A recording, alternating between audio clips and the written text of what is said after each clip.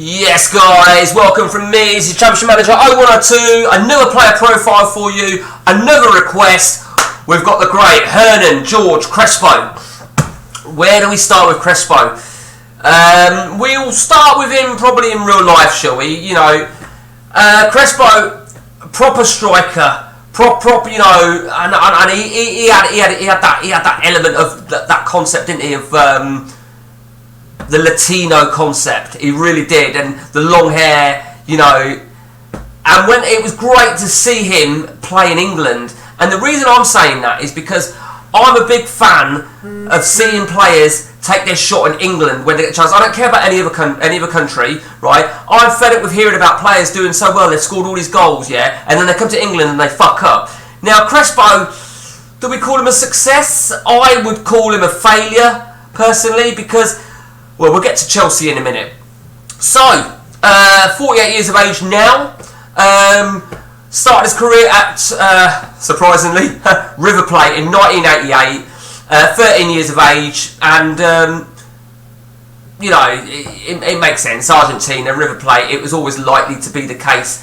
13 years, and he had 5 years at River Plate, and I think this is the right thing. You know, they stood by him, they groomed him, right terminology, I'm not sure. And then in 1993, he went out the youths, broke into the River Plate team, and for 3 years accumulated 60 odd appearances, 24 goals, did really well. Got a well-deserved move in 96 to Parma. And Parma, to be fair, you know, a very good record. Goal every other game or so. 116 odd appearances, 60 odd goals. And then in 2000, a move to Lazio. Now, of course, that's where he starts in CM. 2000, he moved to Lazio until 2002. And it was a good record at Lazio. 54 games, 39 goals. Give him credit where it's due. 2002 to 2003, a one-year move to Inter Milan with only 18 games, 7 goals. That's where his injuries really kicked in, to be fair.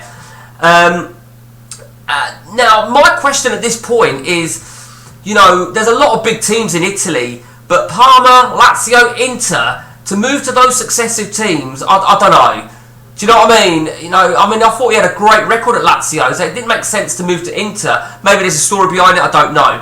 So 2003, he gets a move to England. This is what I want to see. He moves to England, he moves to Chelsea, and it wasn't exactly the greatest, because in total, between 2003 and 2008, less the loans, which I'll tell you in a minute, 49 games, 20 goals. Now, ordinarily, you look at that, you think, that's not too bad, but he was there for a long time.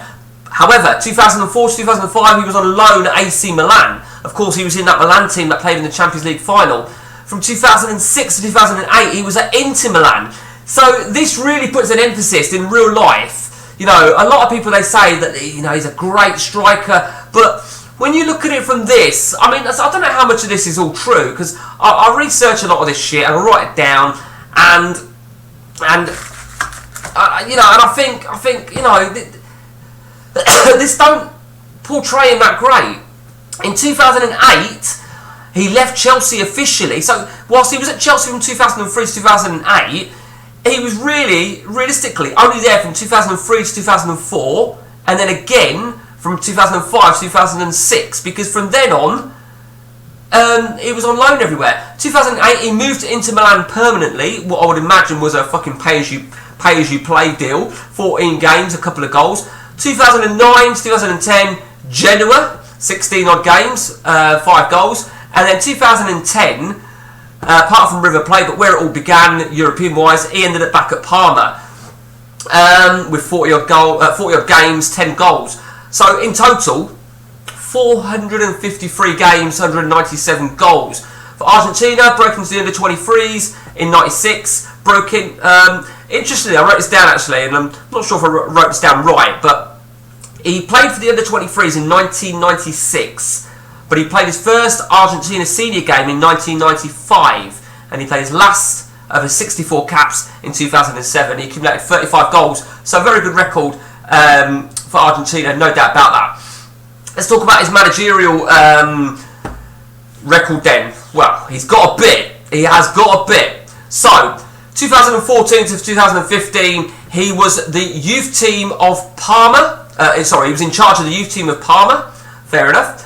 2015 to 2016, He went to Modena, which are in Italian football. I'm not sure off the top of my head if they're Serie A or Serie B. He was there for a year. Now, I couldn't find anything for him from 2016 to 2019. I don't know if he was signing on, maybe. But 2019, he moved to... Now, this actually surprised me, if I'm honest with you. He moved to Banfield. Now, I never knew this. I wrote it down, and I'm thinking, really? You know? I didn't even realise. But just to give you... I didn't even think that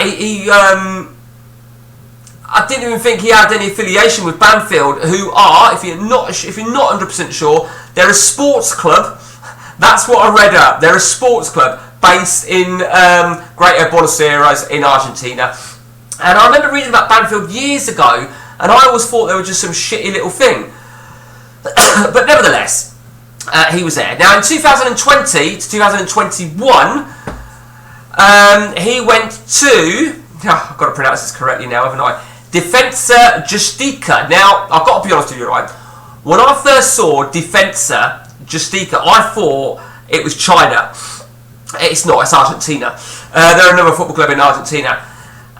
2021, he moved across the pond in South America to Brazil, where he went to become Sao Paulo manager, interestingly.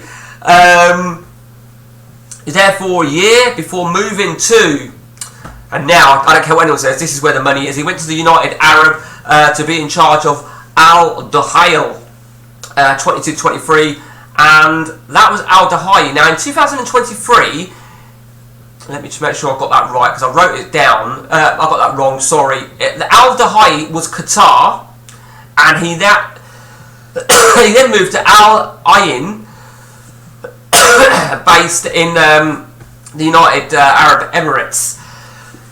However, I read another thing that he is currently the head coach of Al Ain. Now, I didn't even know that, to be honest with you. So I was a little bit confused by that. If you've got anything to add on that, let me know. But it sounds to me like he's going round the block. He's going round the block. So have a quick gander at him now because I've spent too much time on him. In CM, he is injury prone, so reflects real life really. But when he's fit, you can see, let's go from 0102. When he's fit, look at that. Very, very prolific indeed. If he can stay fit, he'll be a fucking monster. And I think it's very difficult to get him from Lazio, to be honest with you. And that's really twilight of his career. And even last season, did well for Fiorentina. But you can see, you know, at the age of like, what, 30, 31, still banging them in.